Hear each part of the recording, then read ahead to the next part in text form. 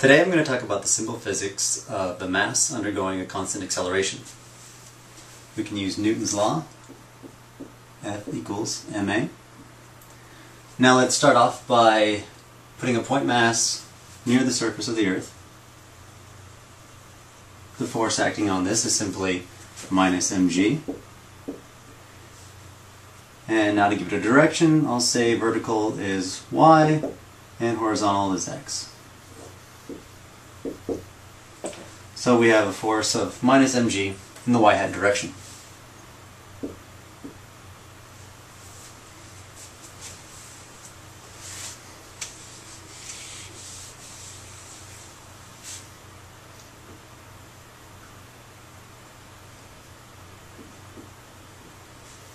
We can write down the equations for this particle fairly easily.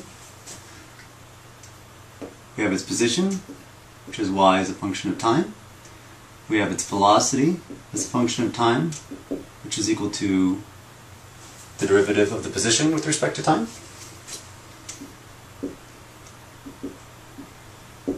And we have its acceleration with respect to time is, of course, derivative of velocity with respect to time,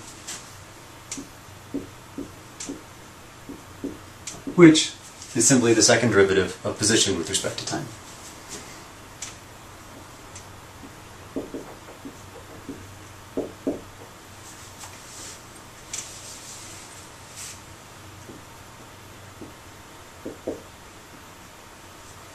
Alright, now let's say we want to solve the equations of motion for this particle. Let's give it some initial velocity in the y-hat direction, v naught y. And this initial velocity takes place at time equals 0. Alright, now what we have here is a series of differential equations, and we can turn them into separable differential equations and integrate to find the equations of motion. First we start off with the acceleration, which is dv dt. And we set that equal to the forces. We'll set that equal to the acceleration minus g. Move dt over to the right hand side and integrate. Now we have v of t is simply equal to minus gt plus some constant. The constant we can find by using our initial conditions.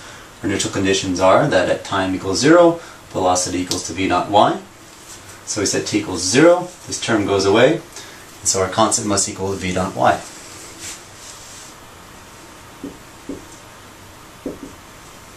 Alright.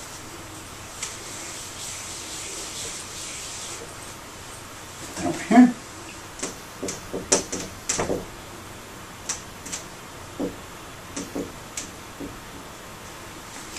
Now we could do the same thing again. We turn v of t into the derivative of position with respect to time. Move the dt again to the right hand side and integrate. Now we have y as a function of time is equal to minus 1/2 gt squared plus v naught yt plus some constant. You notice that there's a constant of integration on both hand sides, and I'm simply moving them both to the right hand side and adding them together. Now to solve this, we simply use our initial conditions again. The position at t equals 0 is 0. These two terms drop out, and since the right hand side has to equal 0, that must mean that our constant of integration is equal to 0.